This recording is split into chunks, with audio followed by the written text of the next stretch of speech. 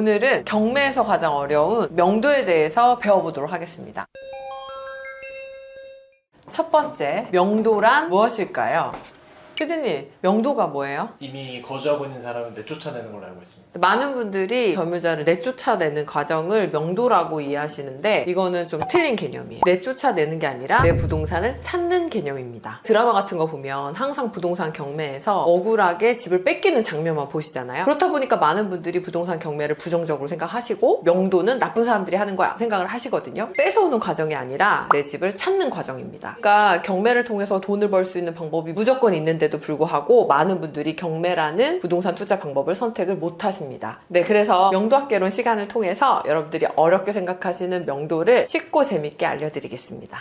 당근! 저를 처음 보시는 분들은 너가 해봤으면 얼마큼 해봤냐 생각하실 수도 있겠지만 제가 낙찰 받은 건수만 50건 이상이고 수강생님들 도와드린 것까지 하면 수백 건의 명도를 진행을 해봤습니다. 저 웬만큼 명도 해본 여자거든요. 너가 얼만큼 잘하길래 이런 얘기를 떠드냐 이렇게 악플 달지 말고 제 얘기에 집중해 주시면 도움이 많이 되실 거예요. 명도의 시작은 항상 협상입니다.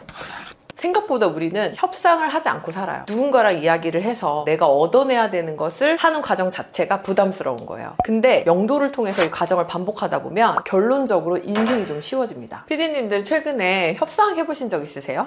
아니요. 왜 협상 안 하시죠? 연봉 협상 왜 안 하세요? 이야기했다가 안 될 가능성이 높아서. 뭔가 거절당하거나 실패할 가능성이 높을 것 같아서 협상 안 하시는 거죠. 맞아요. 다들 협상을 거절당하거나 원하는 결과를 얻지 못할 거라고 생각하셔가지고 협상을 시도조차 안 하시거든요. 안 되면 어떡하지 생각하는 그 시간에 이걸 어떻게 하면 되게 바꿀까를 고민하시는 게 사실 더 우리 삶에 이롭죠. 저도 30년, 40년을 살면서 협상을 해본 경험이 별로 없었어요. 더군다나 저는 연봉이 자연스럽게 올라가는 직장을 다녔기 때문에 연봉 협상의 기회도 없었거든요. 그랬던 제가 명도를 하면서 협상이라는 걸 하기 시작을 한 거죠. 협상은 사실 첫 번째는 이제 이야기를 들어주는 걸로 시작합니다. 그래서 제가 많은 분들한테 선생님 저 오늘 점유자한테 전화해야 되는데 어떻게 해야 되죠? 할 때 제가 이 얘기를 해요. 일단 들어주세요. 저 사람이 무슨 얘기를 하려고 하는지 들어야지 우리가 어떤 걸 주고 어떤 걸 얻을지에 대한 내용을 알아낼 수 있거든요. 그래서 우선은 들어줘야 됩니다. 첫 번째, 들어준다. 그럼 얘기가 딱 정리가 돼요. 뭐냐면 시간과 돈. 돈을 인질로 시간을 이야기합니다. 저희 수강생분들은 거의 다 초보기 때문에 얘기를 듣고도 이 사람이 시간을 얘기하는지 돈을 얘기하는지 잘 구분을 못하세요. 결론은 대부분 돈입니다. 다만 돈을 얘기하기 부끄러워서 시간을 이야기하는 거죠. 주로 어떤 말들을 많이 해요? 주로 본인의 사정이 힘들다는 걸 먼저 상당히 어필합니다. 내가 이래서 망했고 여기서 나갈 수 없다. 지금 심신미약 상태다. 이런 것들을 이야기합니다. 그래서 제가 이제 수강생님한테 결론이 뭐래요? 이러면 1,000만 원을 달래요. 앞전에 그 사람이 얼마나 힘든지를 듣고 나니까 어떡하지를 고민하세요. 부동산 경매에서 명도는 낙찰자가 이긴 게임이에요. 인도명령 과정을 통해서 법원에서 이분들을 나가게 만들어 주거든요. 그럼에도 불구하고 이 협상에 밀리셔서 결국은 어떻게 큰일 났어요. 이렇게 되십니다. 그러면 명도했을 때 바로 나가시는 분은 10명 중에 몇 명이에요? 6건, 7건은 그냥 비워져 있을 수도 있고 그리고 언제 나갈 테니까 걱정하지 마라 하고 정해진 날짜에 나가시는 분들이 대부분입니다. 그럼 우리는 3건 정도의 특이 케이스만 협상하시면 문제가 없는 거죠. 그러니까 쫄지 마세요. 우리가 차를 샀어요. 이 차는 분명히 내가 돈을 냈고 내 명의고 다 내 거예요. 근데 이상한 엉뚱한 사람이 운전자석에 앉아가지고 못 내리겠다고 하는 거예요. 그래서 우리가 내리라고 얘기를 했더니 돈을 500만 원 주세요. 300만 원 주세요. 이렇게 이야기하는 거죠. 똑같은 상황입니다. 이게 우리가 낙찰받은 집이거든요. 근데 낙찰받으신 분 대부분이 명도를 해본 적이 없으니까 어떡해요? 1,000만 원 달래요. 이러시거든요. 절대 그럴 이유가 없다. 그 집은 우리 집이다. 두 번째, 들어준 다음에 내가 이 집의 주인인 걸 잊지 마라. 앞전에 말씀드렸잖아요. 난 1,000만 원을 주면 이사 가겠다. 이렇게 이야기하시거든요. 그렇게 해서 협상을 하다가 한 500만 원, 300만 원 이렇게 금액이 좀 줄어들긴 해요. 근데 결국은 낙찰받으신 분, 저희 수강생분들께서 이렇게 이야기하거든요. 그래도 300만 원은 줘야 되나 봐요. 사실 이 돈도 드릴 수도 있는데 너무 당당하게 보증금을 다 받는 임차인이거나 2년 배당금이 있는 상태인데도 이 이사 비용을 청구하시는 분들이 있어요. 그때는 저는 이제 이렇게 얘기하죠. 제가 선생님한테 갚을 돈이 있나요? 선생님 상황이 안 좋아서 안타까워서 이사 비용을 드리는 거지 제가 선생님한테 빚을 진 게 아닌데 왜 자꾸 저한테 돈 얘기를 하세요? 제 집에 선생님이 불법으로 점유하고 계시는 거예요. 라고 딱 얘기를 하면 1,000만 원, 500만 원 돈 주서 했던 점유자가 정신을 번쩍 차립니다. 그럼 그때부터 얘기가 좀 수월해지죠. 당근. 네, 그럼 지금부터 호구되는 것을 방지하는 방법을 알려드릴게요. 첫 번째, 시작부터 제대로. 시작부터 제대로가 무슨 말이냐면 처음에 시작할 때 네네네 너무 많은 얘기를 하고 그 사람의 얘기를 다 들어주면 어떤 생각이 드냐면 이거 만만하네. 이 사람은 지금 내가 얘기하는 걸 다 들어주겠다. 이런 생각이 들게 만들거든요. 제가 물론 들어주라고 이야기하지만 처음에 점유자랑 전화할 때 절대 끝까지 다 들어주지 마세요. 왜 다 들어줘야 되는 거 아니에요? 사연을 들어줘야 공감도 형성되는 거 아닌가요? 대부분 다 그렇게 생각하시는데 실제로 그렇게 이야기를 들어주다 보면 그 감정에 말리게 됩니다. 그리고 이 사람은 내 얘기를 다 들어주네? 생각을 하고 이제 어떻게 하면 우리한테 더 많은 것들을 얻어낼까 생각하게 됩니다. 사람들이 그렇게 잔인하다고요? 생각보다 제가 이 얘기를 항상 해요. 그건 거짓말입니다. 선생님 내일 모레 나간다고 하는데 이제 명도가 끝난 것 같아요. 그건 거짓말이에요. 나가봐야 알아요. 항상 이러세요. 왜 사람을 못 믿으세요? 저한테 얘기하거든요. 특히 낙찰받고 나면 점유자들이 제일 많이 하는 거짓말이 뭔지 아세요? 내가 이 집을 사겠다. 그러면 낙찰자 입장에서 이 집을 바로 사겠다고 하니까 우리는 바로 수익이 발생하잖아요. 근데 거의 99% 거짓말입니다. 계약금이 들어갔잖아요. 계약금만 내고 1년, 2년 계속 미루고 그러다가 결국 잔금도 못 받고 인도명령 기간도 다 놓쳐가지고 민사로 진행하는 경우도 상당히 많습니다. 여러분 사람 믿는 거 아니에요. 그래서 사실 명도가 쉽기도 하지만 시작부터 제대로 하지 못하면 명도가 어렵게 꼬이게 됩니다. 그럼 선생님 처음에 전화했을 때 어떤 식으로 전화를 해야 돼요? 강경하게 해야 되나요? 아니요, 들어주지만 끝까지 들어주지 말고 이 사람이 어떤 상황인지 파악하고 3분 안에 전화를 끊습니다. 전화 끊고 나서 했던 이야기를 들어보면 결론적으로 이 집에서 나가기 전까지 시간을 좀 달라, 아니면 난 돈이 필요하다, 두 가지로 정리가 되거든요. 대부분 시간을 인질로 잡고 돈을 달라는 이야기를 하지 못하니까 질질 끈 경우가 많아요. 우리는 근데 시간도 주기 싫고 돈도 주기 싫잖아요. 이럴 때 전화를 어떻게 통화하는지는 제 경매 스터디에 들어오시면 제가 더 자세하게 알려드리겠습니다. 왜 공짜로 안 알려주세요? 제가 이걸 공짜로 얘기하면 제가 지금 7년, 8년 동안 쌓았던 제 노하우가 화장실에 휴지가 되잖아요. 화장실 휴지는 공짜인 거 아시죠? 제 이 기술과 노하우는 화장실의 휴지가 아닙니다. 그렇기 때문에 제 경매 스터디에 오시면 제가 알려드리도록 하겠습니다. 자, 이렇게 해서 시작부터 제대로 했어요. 이제 전화를 해가지고 그 사람이 뭘 원하는지 알았는데 결론적으로 이제 돈이에요. 근데 우리는 돈도 주기 싫죠? 이때 이제 우리가 해야 되는 일은 법적 절차예요. 저는 그래서 아예 잔금을 치면서 인도명령 절차를 신청하라고 말씀드리거든요. 물론 점유자가 나가겠다고 약속을 했고 명백하게 보인다고 하더라도 사실 경매는 변수가 많아요. 정말 나갈 생각이 없어서 안 나가는 경우도 있거든요. 그래도 우리가 미리 인도명령 절차를 신청해 놓으면 이분은 2달 안에 나갈 수밖에 없는 상황이 되게 됩니다. 2달, 길면 3달 안에 강제 집행을 통해서 부동산을 인도받을 수 있게 만들어 주거든요. 명도가 안 된다고 하더라도 인도명령 절차를 통해 가지고 부동산 인도받으시면 됩니다. 네. 인도명령 절차만 신청하면 자동으로 나가지는데 굳이 먼저 전화해가지고 감정 소모하는 이유가 있나요? 수익률 싸움이죠. 여러분들도 지금 시간 투자해서 제 영상을 보고 있는 이유가 투자해서 돈 벌고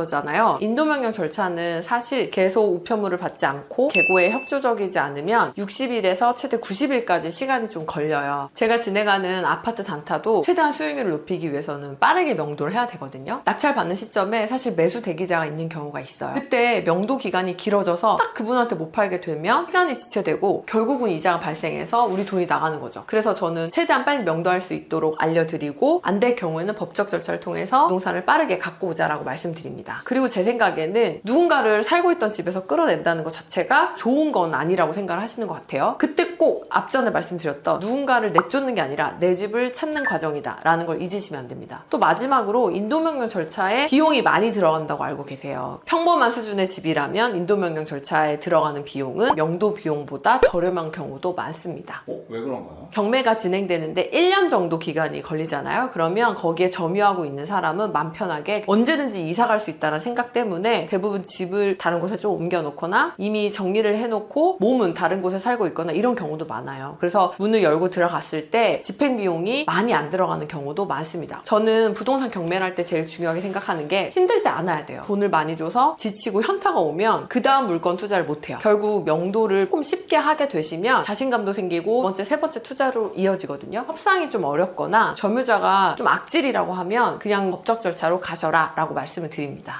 그런데 아직 낙찰을 받지 않거나 경매 공부 중이신 분들은 이게 궁금하실 것 같아요. 도대체 언제부터 명도하는 거죠? 낙찰을 받고 나서 잔금을 치르기 전까지는 사실상 우리 소유의 부동산이 아닌 거죠. 그치만 만나서 이 사람이 어떤 생각을 하는지는 들어볼 수 있잖아요. 그래서 저는 낙찰을 받고 난 다음부터 바로 명도가 시작된다라고 말씀을 드립니다. 많은 분들이 잔금을 치르기 전에 명도하려고 찾아가거나 연락을 연락을 하면 잔금도 안 치러 놓은 사람이 무슨 권리로 나한테 나갈 건지 물어보냐 이렇게 강하게 항의하시는 분들이 있거든요. 근데 사실상 일정 기간이 지나면 소유권을 가져오거든요. 결론적으로는 그 사람이 이야기하는 건 본인의 그냥 주장을 하는 거기 때문에 거기에 쫄지 마시고 그냥 우리의 얘기를 하시면 될 것 같습니다. 근데 아까 그 법적 인도 절차를 한다고 했는데 아무 때나 다 할 수 있는 건가요? 이 법적 절차는 잔금을 내고 6개월 안에 인도 명령을 신청하셔야 돼요. 그래서 혹시 명도를 하고 이야기를 하던 중에 잔금을 내고 6개월이 지나가면 인도 명령 절차를 신청하지 못할 수도 있어요. 그런 경우에는 민사소송으로 제기하셔야 되기 때문에 꼭 잔금을 내고 6개월 안에 인도 명령을 신청하시면 됩니다. 이 법적 절차는 그러면 어디에서 신고하냐? 제가 이 얘기를 하면 욕을 먹을 수도 있는데 다들 대출 받으시잖아요. 대출 받을 때 업무사님한테 인도 명령은 서비스로 해주세요 이렇게 이야기하면 대부분 서비스로 진행이 됩니다. 간혹 가다가 3만원, 5만원 이 정도 비용을 받으시기도 해요. 저는 지금까지 비용을 특별히 내본 적은 없고 90% 이상은 우리가 대출을 진행하는 법무사님 통해서 이야기만 한다면 서비스로 진행이 됩니다. 그러니까 이 얘기를 하면 여러분들은 쉽게 가실 수 있어요. 여기까지 들어보니까 어떠세요? 저도 바빠진 어느 순간부터는 특별히 먼저 연락하거나 문자를 보내거나 하지 않습니다. 그냥 인도 명령을 신청하고 계고를 통해서 부동산 인도받는 경우가 많습니다. 선생님 질문 있습니다. 인도 절차는 잔금 치르기 전부터 신청을 할 수 있는 겁니까? 인도 명령 절차 서비스로 해주세요 라고 얘기했죠. 잔금을 치르고 난 이후에 인도 명령을 신청하실 수 있거나 잔금을 납입하면서 인도 명령 신청할 수 있습니다. 그러면 언제부터 집행이 되는 거예요? 인도 명령 절차는 완전 다양한 케이스에 따라 달라요. 저는 인도 명령 절차만 4개월을 한 적이 있거든요. 통상적으로 60일 안에는 다 인도를 받는데 약간 특이한 케이스 같은 경우는 그거보다 조금 더 기간이 길어지긴 합니다. 명확한 건 끝이 있다는 거죠. 당근. 네, 이렇게 해서 여러분 집을 온전히 찾아왔어요. 자, 그럼 이제 뭐 하실 건가요? 거주하실 건가요? 투자하실 건가요? 이건 이제 여러분들의 몫이에요. 명도 참 쉽죠? 다음번엔 제가 명도를 하면서 직접 경험했던 다양한 사례들을 가지고 심화 버전으로 돌아오도록 하겠습니다. 오늘은 저번 시간에 이어서 명도학개론 심화 버전을 이야기해 보도록 하겠습니다. 제가 저번 편에서 명도와 관련된 기초적인 내용들을 정리해 드렸거든요. 내용 잘 모르시는 분들은 저번 편을 꼭 보고 오시면 됩니다. 여러분들, 명도가 뭐였죠? 쫓아내는 겁니다. 네, 제가 저번 시간에 계속 강조했던 것 중에 하나가 명도는 쫓아내는 것이 아니라 내 집을 찾아오는 것이다. 자, 한번 따라해 보십시오. 명도는 내 집을 찾아오는 것이다. 명도는 내 집을 찾아오는 것이다. 네, 맞습니다. 명도를 누군가를 내쫓는다라고 생각하면 결국은 마음이 약해지고 성공적인 협상을 하지 못하게 되니까 꼭 내 걸 찾아온다 이렇게 생각하시고 명도를 하셔야 됩니다. 선생님 그러면 오늘 심화 과정에서 어떤 걸 배우는 거예요? 오늘은 제가 명도를 그동안 진행했던 몇 가지 사례를 이야기해 보려고 합니다. 즉 응용 버전이죠. 혹시 제가 이 사례들을 공유하면 아니 저렇게 했는데 나는 못하겠다 하실 텐데 저는 수백 건 중에서 특이했던 케이스들을 말하는 거고 쉽게 집을 인도받는 경우도 정말 많아요. 이 사례들은 여러분들이 혹여나 만나도 제 꿀팁을 참고해서 해결하시면 되니까 그냥 듣고 아 이런 경우가 있구나 생각하시면 될 것 같아요. 조폭, 명도하러 갔을 때 조폭이나 깡패가 칼 들고 나와서 찌르면 어떡해요? 이 카다라를 진짜 많이 얘기하거든요. 저는 근데 이 조폭을 만난 거죠. 언제 만나셨어요? 2021년쯤에 낙찰받았던 물건이 점유자가 조폭이었습니다. 강원도에 있는 작은 아파트였는데 그 동네에서 되게 유명한 조폭이 살고 있다라는 얘기를 관리소장님한테 들었어요. 낙찰을 받고 전화했는데 그 집 낙찰 받으셨어요? 네 했더니 큰일 났네. 왜요? 여기 엄청 유명한 조폭 살아요 라는 얘기를 들은 거예요. 자, 여러분들이 딱 낙찰 받았는데 조폭 만났다고 하면 어떻게 하실 것 같아요? 전 어떻게 했을까요? 저는 우선 조폭이 살고 있다는 얘기를 듣고 바로 잔금과 동시에 인도명령 절차에 들어갑니다. 제가 명도학개론에서 얘기했잖아요. 낙찰자한테 유리한 기울어진 운동장이다. 저는 인도명령 절차를 신청을 합니다. 그리고 인도명령 절차를 신청하면 그 집의 집행관과 함께 가게 돼요. 가서 처음으로 그 조폭을 만나게 됩니다. 실제 조폭을 만나보니까 어떠셨어요? 저희가 문을 분해해서 열고 들어가려고 하는데 자고 계시던 조폭 아저씨가 깨서 나오셨어요. 상당히 당황하시면서 누구냐고 소리를 지르시는 거였죠. 그때 제가 느꼈던 거는 아 이거 해볼만 하겠다. 왜요?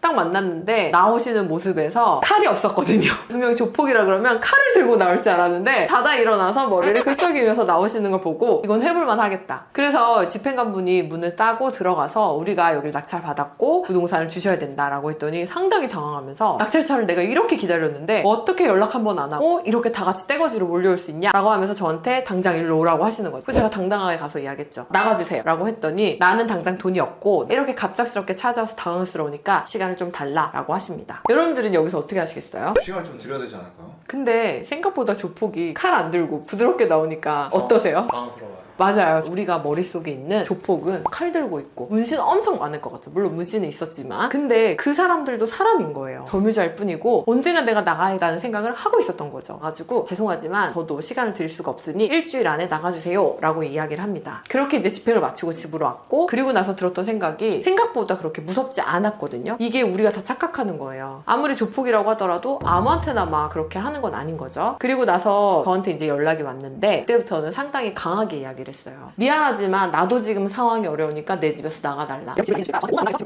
당장 나가달라 이렇게 이야기를 합니다. 그랬더니 그분이 제 얘기를 듣고 평생 살면서 자기가 누군가한테 이런 얘기를 들어본 적이 없다고 하면서 막 우시기 시작하시는 거예요. 나는 그동안 내 사람들을 두고 살았고 누구한테 이런 서러운 얘기 한 번 들어본 적이 없는데 너 같은 거한테 얘기를 들으니까 내가 진짜 망했구나라는 생각이 들어가지고 서럽다고 우시는 거예요. 그러면서 본인이 어떻게 살았고 지금 여기서 왜 갑자기 경매에 맞게 됐고 그리고 무슨 일을 했는지 1시간 동안 이야기를 하시는 거죠. 결국은 도박을 하셨더라고요. 운영하시던 나이트클럽도 다 날려먹고 그 집도 이제 후배가 형님 사시라고 그렇게 해서 이제 줬던 집에 살다가 경매까지 맞으신 거예요. 짠하긴 했지만 여기서 흔들리지 않고 이야기했습니다. 내 집에서 나가주세요. 그렇게 해서 그분이 이제 못 나가겠다고 얘기를 했고 저희는 2차 계고를 진행하기 위해서 갔고 그분은 그때도 못 나가겠다고 이야기를 했어요. 여러분들 어떻게 하시겠어요? 전화해서 우시기도 하고 너를 어떻게 하겠다 막 협박까지 하시고 저를 죽이겠다고 내가 거기 가는 건 일도 아니다. 거기 아는 사람 풀어가지고 너 하나 없애는 건 일도 아니다. 이렇게 이야기했는데 여러분들 어떻게 하시겠어요? 그렇게까지 해서 명도를 해야 되나요?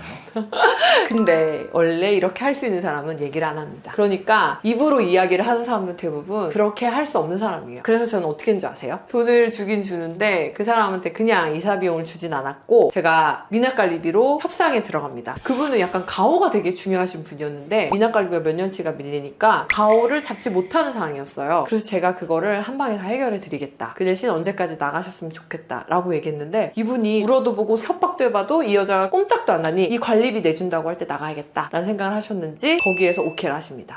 오케이, 땡큐. 이분은 일주일 뒤에 이사를 가셨어요. 와, 그 방법으로도 일주일 만에 바로 나가요? 그 안 나가던 사람이? 근데 사실 과정이 있죠. 하루에 전화해서 40분씩 저한테 우신 날도 있고 아까 말씀드렸던 것처럼 너 주소를 알고 있으니까 내가 니네 집으로 찾아가서 너를 죽이겠다 협박도 하시고 어떤 날은 친절하게 제발 얼마만큼만 살게 해달라 돈을 달라 라고 얘기하신 적도 있고 근데 제가 아무것도 받아주지 않았거든요. 사실 저도 약간 좀 지치긴 했었지만 제가 아까 말씀드렸잖아요. 절대 돈을 주지 않는다고. 그리고 우리한테는 법적 절차가 있다 보니까 그 절차를 통해서 진행하시면 해결이 됩니다. 저는 그렇게 해서 이분을 내보내고 3달 만에 1,300만 원을 벌었습니다. 근데 이 조폭님께서 동네에서 문제를 항상 만들고 다녔던 거예요. 근데 제가 미나갈리비 내려갔더니 이 조폭을 이 아파트에서 없애준 걸로도 너무 감사하다면서 미나갈리비를 깎아주셨습니다. 그리고 저한테 이렇게 얘기했어요. 진짜로 나가는지 끝까지 긴장을 풀지 말라고. 근데 사실 이분은 문제없이 잘 나가셨어요. 저는 이분을 이사 보낸 걸로 미나갈리비도 할인받고 3달 만에 1,300만 원이라는 수익도 남겼습니다. 누군가는 이 얘기를 들으면 그 고생을 해서 조폭을 명도해서 1,300만 원 번 게 무슨 자랑이냐라고 하실지 모르겠지만 여러분 한 달에 400만 원이잖아요. 누군가한테는 아침 9시에 출근해서 밤 6시까지 일해야지만 벌 수 있는 돈이에요. 그래서 저는 이 돈도 상당히 크고 만족스럽게 생각을 합니다. 대표님, 저번에 에어비앤비 네. 관련해서 한번 질문 다른 PD님께서 주셨는데 근데 경매를 보다 보니까 좀 몇 가지 궁금한 거 있어가지고 이제 PD님도 부동산 관심이 생기신 건가요? 저 원래 있었는데 시간이 없어서 아 그랬구나. 근데 어떤 게 궁금하세요? 법원에 가서 입찰을 하는 거잖아요. 참가할 때 보통 조건이 있나요? 아니요, 특별히 조건은 없습니다. 참가비가 있다거나 뭐 보증금 필요하다거나 뭐 그런 거 없어요? 아, 참가비가 필요하다고 생각하셨군요. 경매는 참가비가 있을까요, 없을까요? 그래도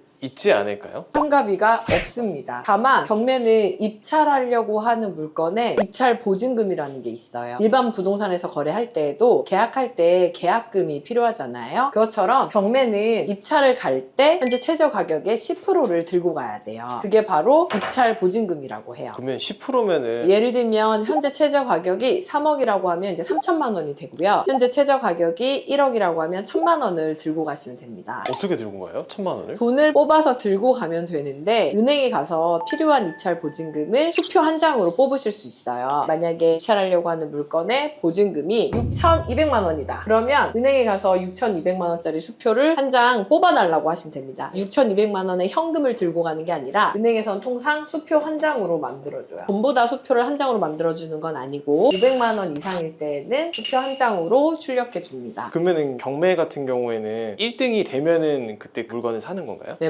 맞아요. 이렇게 참가비가 아니라 입찰 보증금을 들고 현장에 가서 내가 살려고 하는 금액을 적으시는 게 경매 입찰에 참여하는 건데, 한 현장에서 여러 사람들이 같은 시간에 모여서 한 개의 집을 다 같이 입찰을 합니다. 가장 높은 금액을 쓴 사람이 1등이고 낙찰 받는다라고 합니다. 근데 집만 나와요? 저는 집도 있으면 좋고 아파트도 하면 좋고 네. 나중에 건물주가 되고 싶어서 상가라든지 그런 것도 하고 싶은데 진짜 좋은 질문인데요. 경매는 정말 다양한 물건 종류가 나옵니다. 방금 얘기하신 것처럼 아파트가 있고요. 상가가 있어요. 그리고 당연히 이제 건물도 있습니다. 염전도 나와요. 주유소도 나오고요. 그리고 자동차도 나옵니다. 염전이요?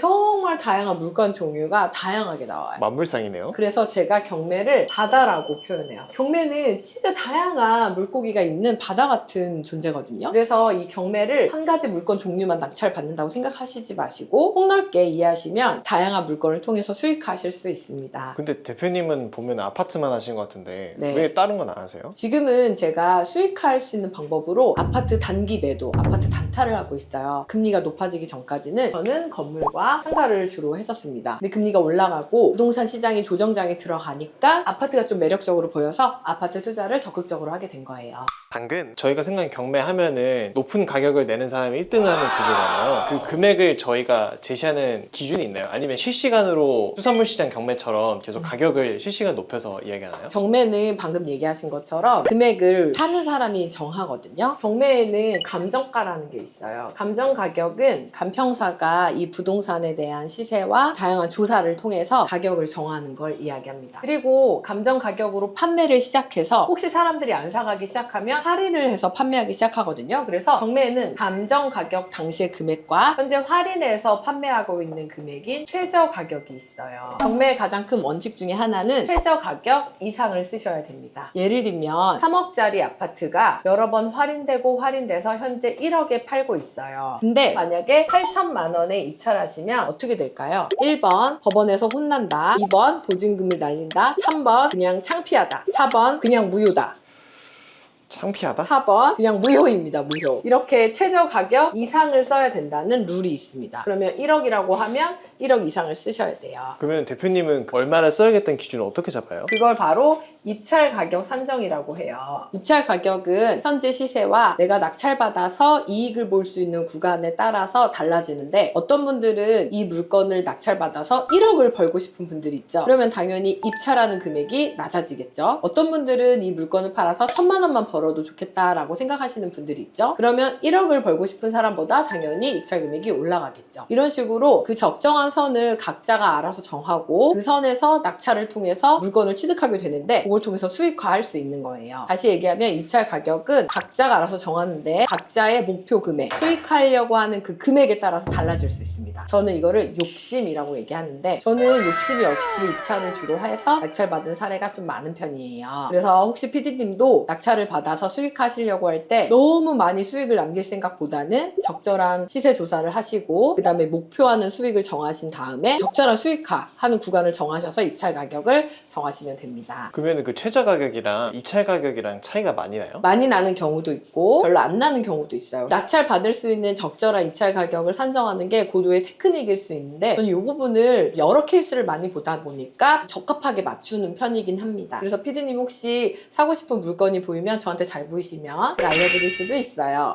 당근 만약에 낙찰을 받게 되잖아요. 그 다음에 어떻게 진행되는 거예요? 낙찰 이후의 과정이 궁금하군요. 낙찰을 받으면 그 이후에 이 물건을 사도 됩니다 라는 허가가 떨어져요. 허가가 떨어지면 바로 잔금을 내시는 거예요. 근데 PD님 부동산을 전부 다 살 수 있는 돈이 있으세요? 없으세요? 저 없죠. 없죠. 그럼 뭘 받아야 될까요? 대출이요? 네, 맞습니다. 대출을 통해서 잔금을 내게 되면 경매에서만 있는 과정인데, 내보내는 과정을 명도라고 해요. 그래서 나가라고 말을 해서 내보낸 다음에 부동산을 가져오는 과정을 인도라고 하거든요. 그렇게 하면 이제 PD님의 부동산이 됩니다. 그러면은 거기서 살고 있는 사람을 내쫓아가지고 제가 그걸 가져오는 거예요? 아니요, 내쫓지 않습니다. PD님의 부동산을 찾아오는 개념이라고 이해하시면 되세요. PD님이 낙찰을 받고 허가까지 기다리고 대출을 받아서 잔금을 냈잖아요. 그럼 소중한 PD님의 재산이 들어간 부동산이죠? 근데 여기에 PD님이 아니라 모르는 다른 사람이 살고 있는 거예요. 그럼 기분이 어때요? 1번 행복하다, 2번 불쾌하다.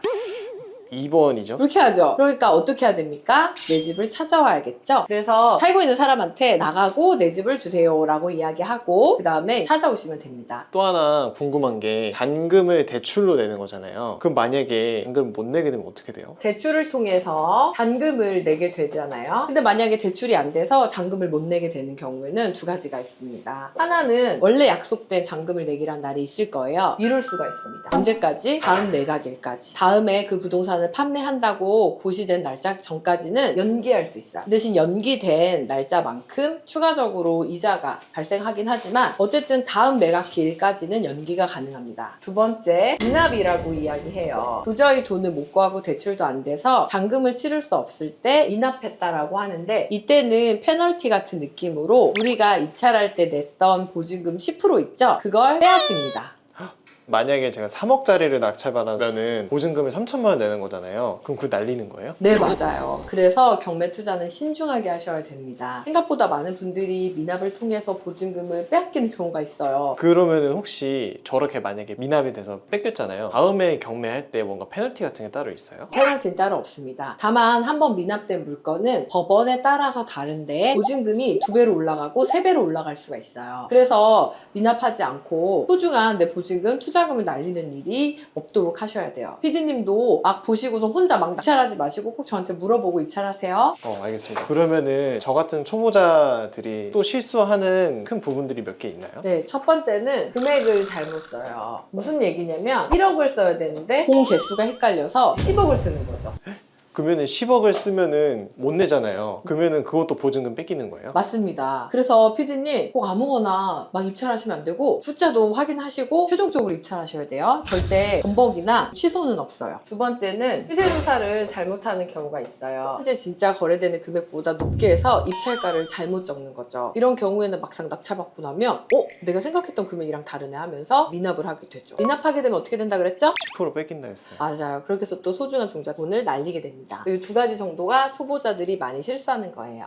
당근! 그래서 피디님 부동산 경매가 좀 어려워 보이지만 그래도 열심히 하시면 성과를 낼 수 있는 좋은 투자 도구니까 꼭 공부하셔서 부자 되셨으면 좋겠습니다. 이거 혹시 공부는 어떻게 해요? 제 강의를 꼭 들으십시오. 혹시 또 추가적으로 궁금하신 거 있으면 댓글 남겨주시면 제가 그 내용으로 콘텐츠를 제작해 드리도록 하겠습니다. 감사합니다.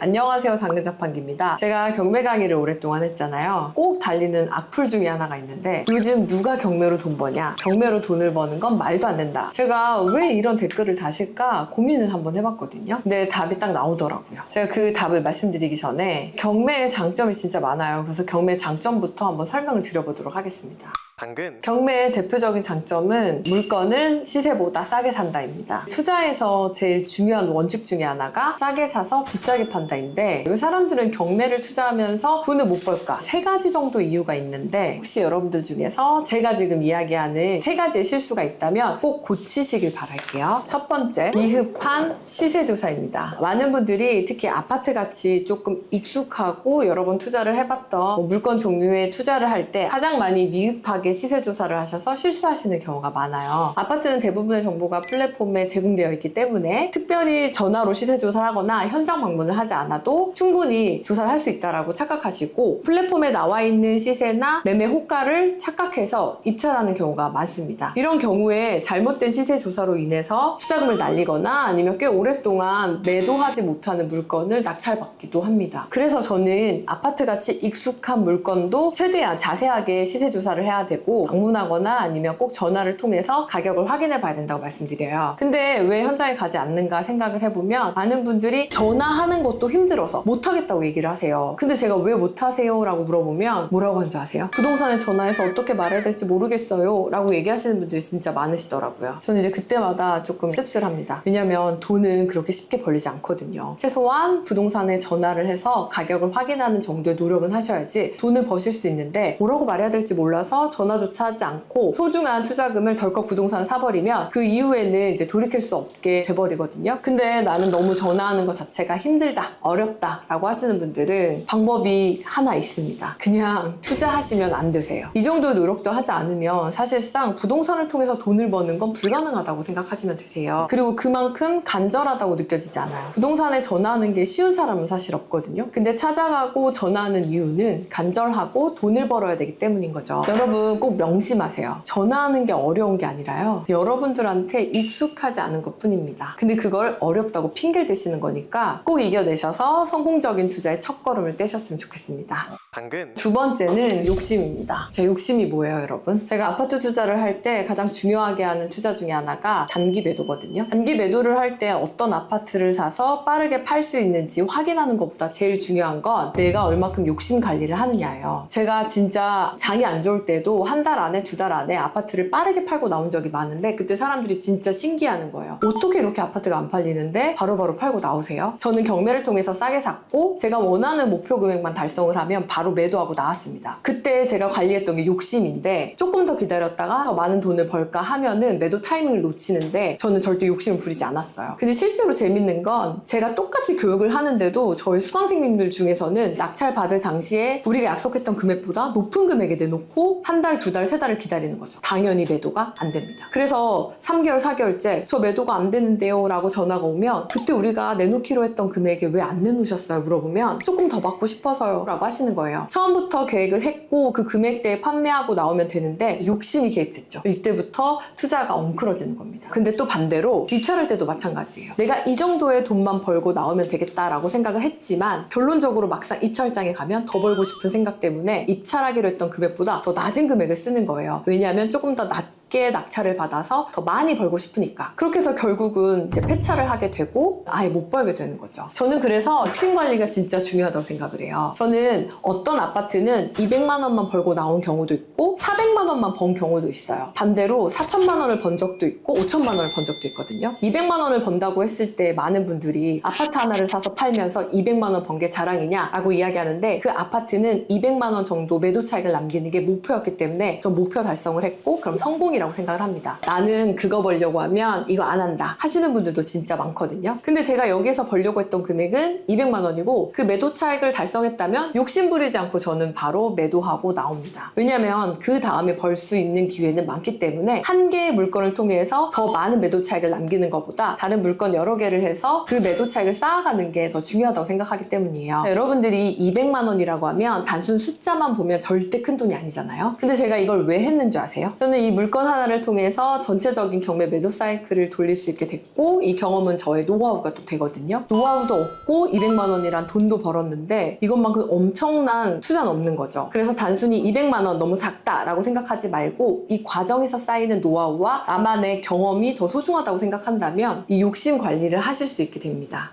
당근. 세 번째는 무계획 투자입니다. 많은 분들이 부동산 투자를 통해서 돈을 못 버는 걸 두려워하시는데 실제로 못 버는 것보다 더 많은 경우가 뭔지 아세요? 시작도 못 하는 거예요. 근데 왜 부동산 투자 공부를 그렇게 많이 하고 강의를 듣고 책을 읽는데 왜 시작도 못 하는 줄 아세요? 계획이 없기 때문입니다. 계획을 세우기 위해서는 내가 이 부동산 투자를 통해서 어떤 돈을 벌지를 알아야 되는데 이것조차 목적성이 없기 때문에 계획이 당연히 안 되는 거죠. 많은 분들이 저한테 이런 질문하세요. 저는 강의도 진짜 많이 듣고 공부도 정말 많이 했는데 뭘 투자해야 될지 모르겠어요. 당연히 뭘 투자해야 될지 모르니까 계획이 안 잡히는 건데 뭘 투자해야 될지 알기 위해서는 내가 어떻게 수익을 낼지에 대한 수익화 고민을 하셔야 됩니다. 예를 들면 월세 세팅을 해서 현금 흐름을 만들 것인지 판매를 통해서 시세 차익을 만들 것인지 보유를 통해서 가치 상승을 시킬 것인지 최소한 이 정도의 계획이나 목적은 있어야 되는데 이 정도도 이제 없이 투자를 하려고 하니까 자연스럽게 투자로 이뤄지지 않는 거예요. 그리고 막상 경매 투자를 한다고 하더라도 이 계획이 제대로 잡히지 않은 상태에서 투자를 시작하다 보니까 당연히 투자를 이제 실패하게 되죠. 그래서 저는 미흡한 시세 조사와 무리한 욕심 그리고 계획 없는 투자 때문에 많은 분들이 부동산 경매 투자를 하지만 돈을 못 번다 또는 돈을 버는 사람이 별로 없다라고 말씀을 드립니다. 아마 이런 분들이 사실 대부분일 수도 있어요. 저는 이 세 가지만 조심하시고 경매 투자를 꾸준히만 하신다면 반드시 성과가 나고 그 성과가 쌓여서 부자가 될 수 있다고 이야기합니다. 어느 순간부터 이 성과랑 노하우가 생기게 되면 떨어지는 해주는 수가 좀 줄어드는데, 제가 여기까지 영상을 보신 분들은 대부분 경매 진심이기 때문에 제가 한 가지 되게 중요한 경매 사실을 알려드리도록 하겠습니다. 낙찰받는 분들의 80% 이상이 다 초보자인 거 아세요? 그리고 20%, 아니 사실은 그거보다 더 적은 수만 계속 고인물로 경매에 남아서 돈을 벌고 있어요. 여러분들이 입찰하려고 했던 물건을 낙찰받아가는 대부분은 초보자라는 거예요. 다시 얘기하면 우리는 여기에 조금만 버티고 열심히 해서 경력을 쌓아가면 이 초보자들을 얼마든지 이길 수 있다는 거거든요. 그리고 중요한 건 이 초보자들은 한 개, 두 개만 낙찰받고 더 이상 투자를 하지 않아요. 그래서 계속해서 투자를 이어가게 되면 우리만의 노하우가 만들어지기 때문에 그런 초보자들쯤은 얼마든지 이길 수 있는 투자자가 될 수 있습니다. 버티기만 하면 사실상 경매에서 돈을 버는 건 상당히 쉽습니다. 근데 버티려면 뭐가 있어야 되죠? 바로 성과가 있어야 됩니다. 그 성과는 뭐죠? 폐차를 안 하는 건데요. 그러면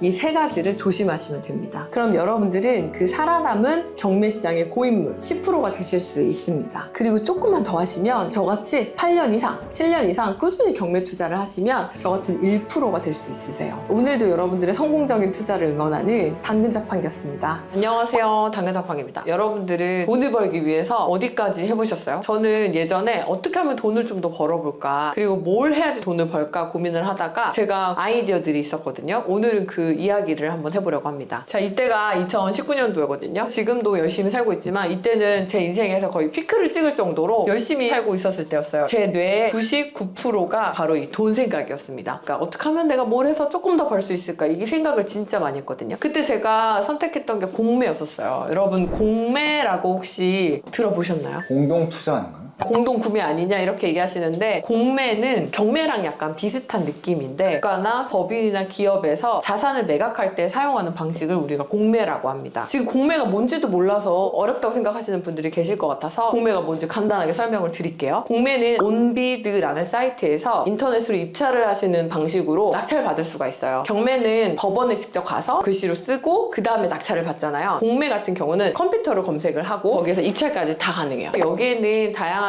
뭐 부동산이나 자동차나 이 정도만 나오는 것이 아니라 상상도 못하는 다양한 물건들이 공매를 통해서 판매되고 있어요. 그럼 경매랑 똑같이 보증금의 10%를 먼저 내는 건가요? 좋은 질문이에요. 꼭 보증금의 10%를 내는 건 아니고, 어떤 거는 보증금을 안 받기도 하고, 어떤 건 보증금 5%만 내기도 하고, 보증금이 조금 더 높기도 하고, 되게 다양해서 그 물건 하나하나를 볼 때 자세하게 봐야 돼요. 그럼 대표님께서는 원래 공매를 공부하셨던 거예요? 공매를 따로 배운 건 아니고, 제가 말씀드렸잖아요. 99%가 어떻게 하면 돈을 좀 벌어볼까 고민을 하다가 제가 검색을 하고 쫓아다니면서 이렇게 하나씩 배우게 됐어요. 2019년이면 대표님 그때 이미 충분히 경매 많이 하고 계시지 않았나요? 근데 2019년도에 저는 경매로 물건을 낙찰을 받고 있었고, 부동산을 하기에는 종잣돈이 제한이 있는 거예요. 여러분들도 아마 그러실걸요? 내가 돈이 있었는데 이걸로 하나 물건을 투자하고 나면 다시 종잣돈이 모일 때까지 시간이 필요해요. 그 시간 동안에 저는 작은 돈이라도 벌어보고 싶은 생각이 드는 거죠. 그래야지 다시 또 부동산 투자를 하든지 경매를 하든지 할 수 있으니까. 그래서 그 돈을 버는 방식으로 공매를 선택했어요. 공매로 봤던 다양한 물건 종류 중에 뭐가 있냐면, 여러분들 젊으신 분들은 모를 수가 있는데 피디님 커피 자판기 아세요? 알아요.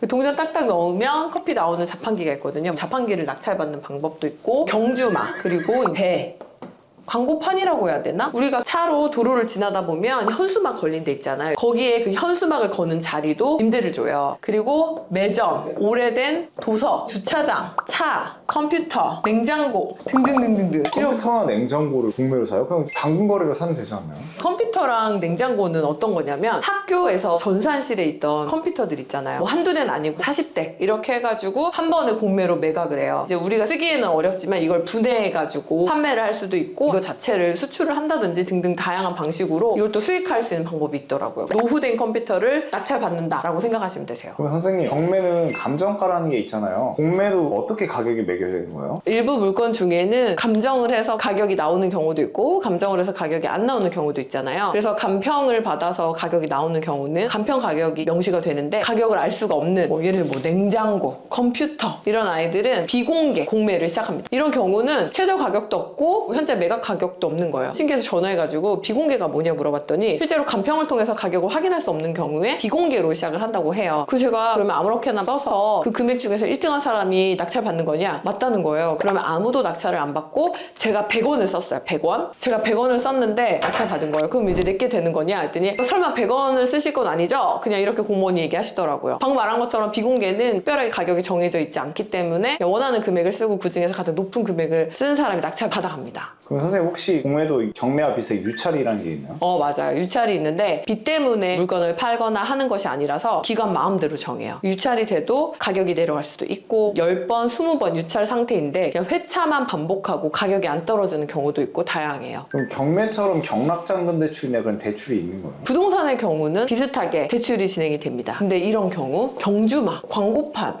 주차장, 컴퓨터 이런 경우는 당연히 대출이 안 되겠죠. 그래서 부동산의 경우는 경매나 일반 부동산처럼 비슷한 수준으로 대출이 된다고 하면 동산 공매 같은 경우는 대출이 좀 어렵기 때문에 본인의 자본금이 좀 있어야 돼요. 근데 40만 원 없으세요? 왜요? 이거 40만 원이거든요? 그러면은 대출 받을 일이 있나요? 이런 거 광고판 이거 30만 원이거든요? 대출 받을 일이 있나요? 없죠. 그래서 사실상 공매로 낙찰받을 수 있는 동산 경매들은 대출이 특별히 없고 그냥 작은 돈으로도 투자할 수 있는 방법 중에 하나예요. 제가 그래서 경매하고 나서 종잣돈이 떨어졌을 때 작은 돈을 투자해서 조금 더 크게 불릴 수 있는 방법으로 이걸 선택했던 거예요. 그리고 꼭 해보고 싶었던 물건 중에 하나가 바로 이 매점 임대였어요. 매점이요? 네. 학교에 있었을 때 제일 행복했던 때가 언제예요? 쉬는 시간이요? 그리고 쉬는 시간에 어디 가면 행복해지죠? 매점이요. 그죠? 저도 학교 매점에서 너무 행복했기 때문에 나도 나중에 크면은 매점 아줌마가 돼봐야겠다 그 생각을 항상 했었거든요. 근데 공매에 봤는데 매점이 있는 거예요. 매각은 아니고 임대. 특히 공립학교의 중고등학교 매점을 낙찰받을 준비를 한번 해봤던 기억이 있어요. 중요하게 생각했던 게 중학교 매점을 낙찰받을까? 고등학교 매점을 낙찰받을까? 중학교 매점을 낙찰받고 싶으세요? 고등학교 매점을 낙찰받고 싶으세요? 중학교요. 왜요? 중학생들이 더 많이 먹지 않아요? 그렇게 생각할 수 있는데 실제로 수익률이 높은 매점은 바로 고등학교입니다. 왜 그럴까요? 야자에서? 네, 맞아요. 그러니까 한마디로 말하면 학생이 그 학교에 머무는 시간이 길수록 매점에 방문할 시간이 많아지는데 야간 자율학습 시간이 중학교는 없잖아요. 그렇다 보니까 고등학교는 야간 자율학습 시간이 있어서 조금 더 많은 학생들이 매점을 이용하는 거예요. 중학교보다는 고등학교가 조금 더 매점을 운영할 때 유리하다고 하더라고요. 제가 매점을 낙찰받고 싶은 생각에 직접 매점을 운영하고 계시는 분들을 찾아가서 많이 물어봤었는데 그때 제가 들었던 기억으로는 매점에서 탄산음료 판매가 좀 금지됐다고 했었어요. 학생들 비만이 이라든지 이런 문제가 좀 있어서 그래서 예전보다 수익률이 조금 더 떨어졌다 이런 얘기를 하셨던 기억도 있고 여자 고등학교보다는 남자 고등학교 수익률이 더 높다 이런 이야기도 했던 기억이 납니다. 그럼 그렇게 해서 비용이 얼마예요? 매점 살려면? 지금 정확하게 기억은 안 나는데 지역이나 학생 수 임대하려고 한 기간에 따라서 가격이 조금씩 달라지거든요. 그래서 혹시 제 영상을 보시고 공매 되게 재밌다 하시면 공매에 나와 있는 매점들을 검색하시면 금액을 확인할 수 있어요. 근데 대표님 매점은 학교 거잖아요. 그럼 학교에서 공지해서 판매하면 되지 않아요? 공립학교 같은 경우에 매점 임대권을 공매를 통해서 판매하는 거거든요. 다시 말하면 공립학교는 국가 거잖아요. 그래서 공매를 통해서 임대할 대상을 찾는 거라고 보시면 되세요. 그럼 대표님이 결국 왜 안 하신 거예요? 제가 왜 안 했냐면 저는 그때 당시에 직장인이었어요. 근데 매점을 직접 운영해야지만 된다고 하더라고요. 제가 직접 운영할 수가 없고 인건비를 쓰면은 또 남는 게 없고 그래서 제가 매점을 입찰하려고 준비하다가 더 입찰하진 않았어요. 당근. 재밌었던 공매 물건 중에 이런 게 있었습니다. 경주마. 여러분 평소에 경주에 관심 있으세요? 이렇게 말 경기하는 거요. 저는 1도 관심이 없거든요. 근데 이게 왠지 돈이 될 것 같다는 생각이 들어서 말을 낙찰받는 걸 준비한 적이 있었어요. 그냥 제가 웃자고 말씀드리면 여러분 모든 분들의 꿈이 스포츠카 페라리 있잖아요. 페라리를 못하니까 이 경주마라도 낙찰받아서 한번 타보자 이런 생각으로 경주마를 입찰을 준비했었어요. 근데 말로도 돈이 벌리나요? 말에 수익화할 수 있는 관점은 3가지였어요. 고기, 슬프지만 말고기. 두 번째는 다시 경주마로 사용. 세 번째는 원하는 사람한테 뭐라 해야 되지? 반려마로 판매. 어쨌든 말고기가 있으니까 고기로 팔면 되고 1군에서 경주하는 건 아니지만 경주마로도 팔 수 있겠고 이제 성적이 좋았던 말들을 수집하는 걸 또 좋아하시는 분들도 있다고 하더라고요. 그런 얘기를 듣고 저는 이제 반려마로 팔 수 있겠다라는 생각을 했죠. 그때 이제 제가 아직도 기억이 나는 아리수라는 1등도 여러 번 해서 상금도 꽤 많이 받았던 말을 공매로 팔고 있었어요. 아리수는 서울 물 아닌가요? 그러니까 제가 지금 정확하진 않은데 그래서 알이 뭐였는데 이 말이 전성기 때 5천만 원 상금도 받은 적이 있다고 할 정도로 되게 유명한 경주마였는데 늙고 조금 시간이 지나가지고 공매로 매각 중이었어요. 그래서 얼마였어요? 지금 기억으로는 한 700만 원 정도였는데 문제가 근데 있었어요. 뭐냐면 경주마를 낙찰받으면 어디에 보관해야 되죠? 마구간.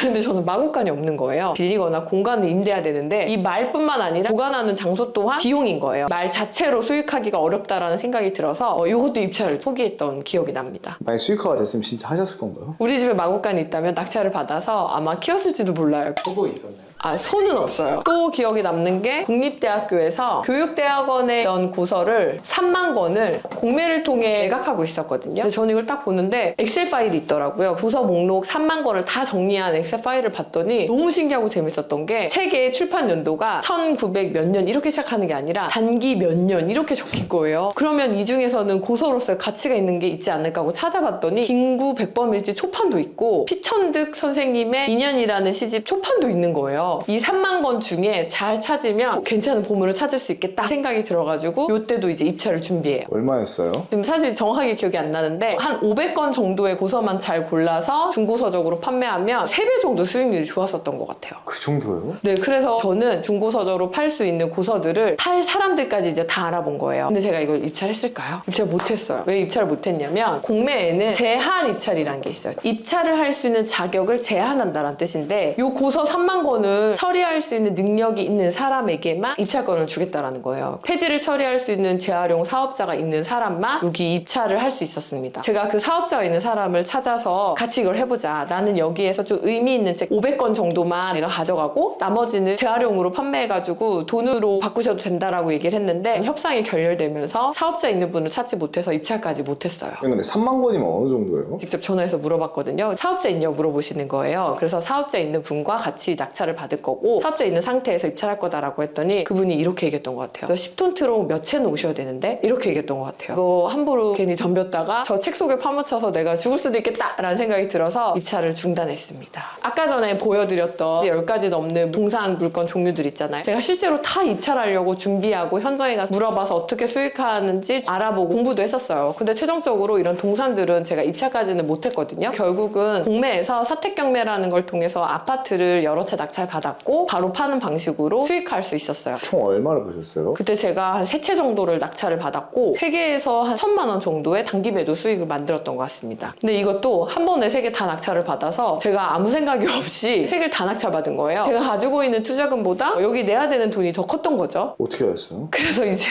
있던 아파트들을 빠르게 팔아가지고 그 돈으로 다시 해서 또 아파트를 벌었던 기억이 납니다. 그러니까 여러분들 항상 저한테 선생님 저 종잣돈이 이거밖에 없는데 이 정도의 물건 투자할 수 있나요? 라고 물어보시는 분들이 많은데 사실상 저는 낙찰 받고 나면 돈은 어떻게든 해결된다 라고 제가 얘기하거든요. 근데 그때 제 심정이 그랬어요. 3개를 정말 덜컥 낙찰 받는데 어디서 돈이 나서 내가 이 잔금을 다 치르지 했는데 기존에 있던 또 부동산이 다행히도 적절한 시기에 팔리면서 돈이 회수돼서 바로 잔금을 내고 이것 또한 이제 바로 팔아서 돈으로 바꿀 수 있었습니다. 여러분 돈 버는데 한계는 없어요. 저는 어떻게 하면 몇 푼이라도 좀 벌어볼까 생각하면서 이제 공매를 볼 때도 부동산뿐만 아니라 이렇게 다양한 동산을 봤었거든요. 근데 제 주변에 공매를 공부하고 입찰하시는 분들 제가 많이 봤지만 저처럼 경주마, 자판기, 고서 그리고 현수막 거는 광고대 이런 것들을 조사하는 사람 저는 못 봤거든요. 작은 돈이니까 우습게 볼 수도 있고 그런 게 돈이 돼? 라고 하는 생각에서 조사를 안 하시는 것 같아요. 이런 것들도 잘 수익하면 방법이 된다라는 걸 오늘 좀 말씀드리고 남들이 하지 않는 것들을 해낼 때 결국은 돈을 버는 방법이 된다라고 말씀드리기 위해서 오늘 공매 이야기를 해봤습니다. 도움이 되셨기를 바라요. 감사합니다. 안녕하세요. 당근자판기입니다. 제가 최근에 사옥으로 사용하기 위해서 강남에 작은 건물을 매수했어요. 생각해보면 제가 일반 직장인에서 이렇게 건물 투자까지 넘어오는데 갑자기 인생이 바뀔 수 있었던 계기는 다 부동산 투자였던 것 같습니다. 그리고 일반 직장인이 부자가 될 수 있는 방법은 사실상 부동산밖에 없다고 생각을 하거든요. 근데 생각해보면 부동산 투자를 하는 사람들은 많거든요. 근데 이렇게 성공하는 사람들은 왜 많지 않을까? 왜 이렇게 부동산 투자하는 사람들은 많은데 부동산 투자를 통해서 부자가 되는 사람들은 왜 그렇게 많지 않을까? 해야 되겠다라고 생각하는 사람들은 분명히 많거든요. 근데 실제로 실행으로 옮기고 결과를 내는 사람들은 많지 않은 거죠. 근데 여러분 생각해보세요. 이렇게 하루하루 미루다가는 부동산 투자를 죽어서 시작할 수도 있어요. 대한민국에 땅 한 평 갖지 못하고 돌아가실 수도 있는 거고 죽을 때까지 미루다가 투자는 결국 하지도 못할 수도 있거든요. 그러면 실제로 여러분들이 왜 부동산 투자를 시작해야 하는지 그리고 부자들이 부동산 투자를 어떻게 바라보는지 좀 구체적으로 제가 한번 설명을 해드려보도록 하겠습니다.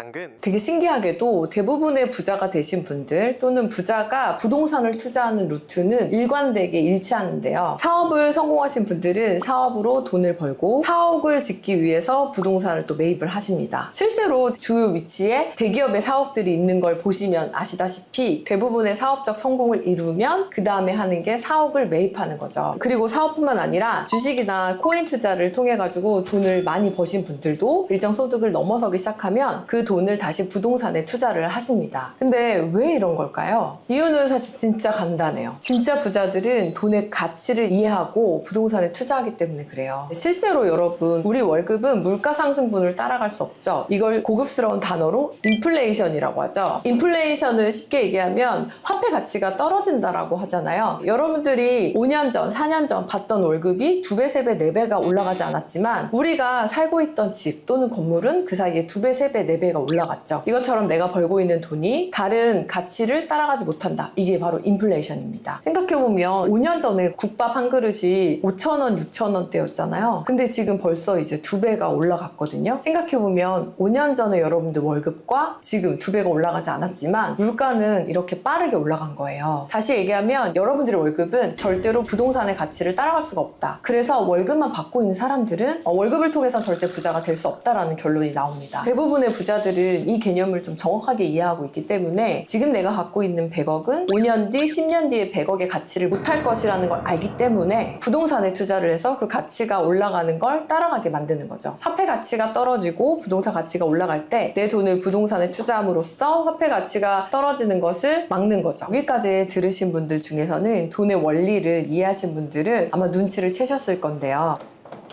돈을 자산화하는 것이 되게 중요해요. 사실 부자들은 자신의 자산 가치를 늘리는데 집중하는 것을 되게 중요하게 생각합니다. 근데 많은 사람들이 통장에 현금이 많으면 본인이 부자라고 생각하거든요. 이 가치는 계속해서 떨어지고 있고 지금 갖고 있는 1억은 5년 뒤에 1억의 가치와 다르기 때문에 그 가치를 지킬 수 있는 자산화에 집중을 합니다. 그런데 일반인들은 통장에 돈이 쌓여가는 걸 보면서 되게 행복해 하시거든요. 그 돈의 가치는 1년 뒤, 2년 뒤에 점점 하락하고 있는데도 통장에 돈이 있고 그냥 그것만으로도 본인이 부자가 됐다고 생각을 하세요. 저도 종잣돈을 모으는데 되게 집중을 했고 그때 통장에 없던 돈이 쌓이니까 너무 행복한 거예요. 그래서 한 번도 1억이라는 돈이 통장에 모인 적이 없는데 통장에 딱 1억이라는 잔고가 모이니까 나 진짜 부자가 됐다. 이것만 갖고 그냥 열심히 직장 다니면서 살면 행복하겠다. 이렇게 이제 생각을 했거든요. 근데 사실상 그 1억의 가치는 시간이 지나면 지날수록 하락하는데도 저는 이걸 자산화하는 행동보다는 그냥 통장에 넣어놓고 쳐다보는 게 행복하다 생각했던 거예요. 근데 반대로 부자들은 통장에 돈이 그대로 있으면 불안해합니다. 화폐 가치는 계속 떨어지고 있고 이걸 상승시켜줄 부동산이나 다른 투자 도구에 넣어야 되기 때문에 어떤 투자 도구를 찾아야 되지 고민하고 그때부터 전략을 세우기 시작합니다. 그래서 통장에 돈이 쌓이기 시작하는 그때부터 부자들은 여기저기 투자하기 시작해요. 그 중에 가장 대표적인 게 부동산입니다. 최근에 제가 어떤 기사를 보니까 강남의 자수성가한 부자들의 자산의 70%가 부동산이라고 해요. 근데 최근에 그 비중이 50%로 줄었다고 합니다. 왜 그럴까요? 제가 방금 전에 그렇게 부동산이 좋다고 얘기했는데 실제 부자들은 왜 자산에서 차지하는 부동산의 비율이 줄어들었을까요? 자, 한번 생각해 보십시오. 제가 3초를 드리도록 하겠습니다.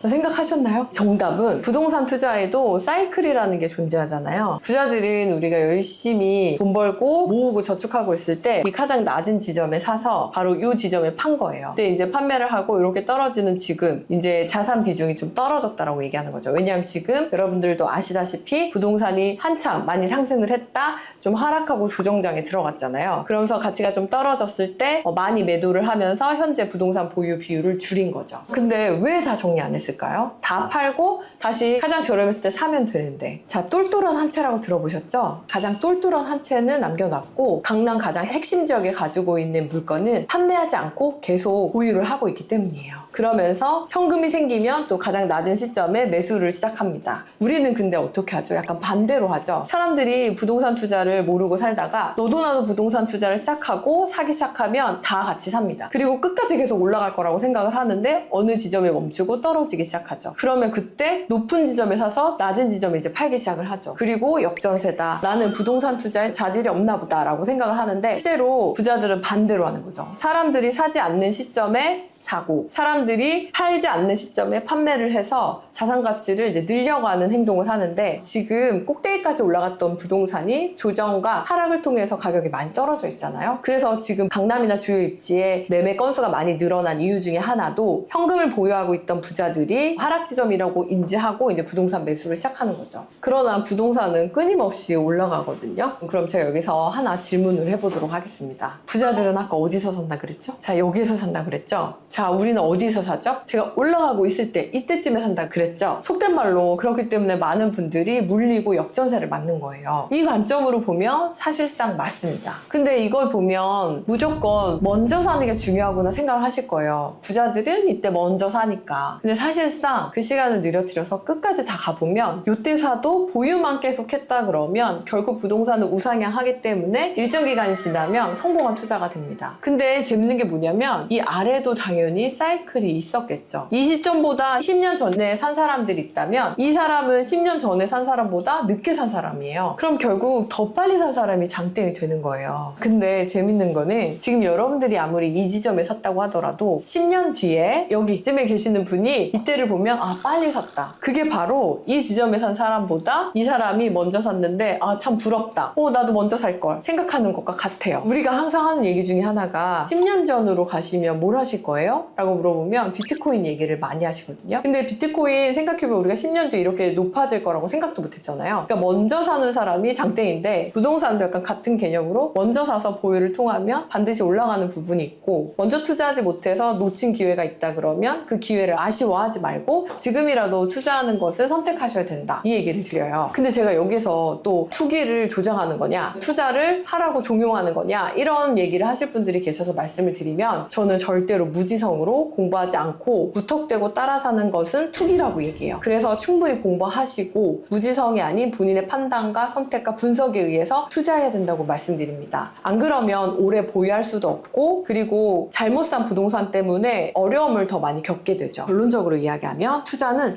빨리 시작한 사람이 장땡입니다. 그래서 여러분들은 지금 미래만 보지 마시고 우리가 이 시점에서 과거를 보면 그때 땅 살 걸, 그때 그 아파트 살 걸 하는 약간 좀 아쉬움 있잖아요. 아쉬움보다는 지금이라도 사서 시간이 많이 지났을 때 다시는 그런 같은 얘기를 하지 않았으면 좋겠습니다. 당근. 근데 이렇게 해서 부동산 투자를 시작하시게 되면 제가 살짝 걱정이 돼서 한 가지 더 말씀을 드릴게요. 세상은 그렇게 따뜻하고 친절하지 않습니다. 결국 다 내 발로 뛰어야 됩니다. 제가 강의를 하면서 느끼는 건데 생각보다 누군가 와서 나한테 이거를 떠서 먹여줬으면 좋겠다라고 생각하시는 분들이 많더라고요. 솔직히 우린 다 편하고 쉬운 걸 좋아하기 때문에 어쩔 수 없다라고 생각을 하지만 무작정 남의 말만 듣고 투자를 하다 보면은 결국 두 가지 상황이 발생을 합니다. 첫 번째, 사기를 당합니다. 정말 돈을 떼이거나 아니면 싼 거를 비싸게 매수하는 일이 발생하게 되죠. 두 번째는 경매에 넘어갈 수 있습니다. 이게 무슨 말인지 아세요? 불과 2, 3년 전만 해도 대한민국에서 부동산이 없으면 잘못 산 인생이다, 뭐 이런 거 있었잖아요. 그러다 보니까 어느 날 갑자기 벼락거지가 되지 않기 위해서 투자를 시작했다 부터 해서 뭐 영끌 이런 이야기가 나올 정도로 갑작스럽게 무지성으로 투자를 하시는 분들이 늘어나기 시작했어요. 근데 결국 감당할 수 없는 부동산을 무리하게 매수하게 되니까 이렇게 경매를 통해서 매각되는 사례가 발생하기 시작했습니다. 저는 그래서 이렇게 무지성으로 본인의 판단이 아닌 누군가의 이야기만 듣고 투자하는 것은 절대 금지라고 이야기합니다. 부자들은 실제로 자신의 노하우를 그렇게 쉽게 알려주지 않고 알려주는 걸 상당히 꺼려해요. 그렇기 때문에 여러분들이 부자가 되고 싶다면 스스로 공부하고 정보를 얻는 게 상당히 중요합니다.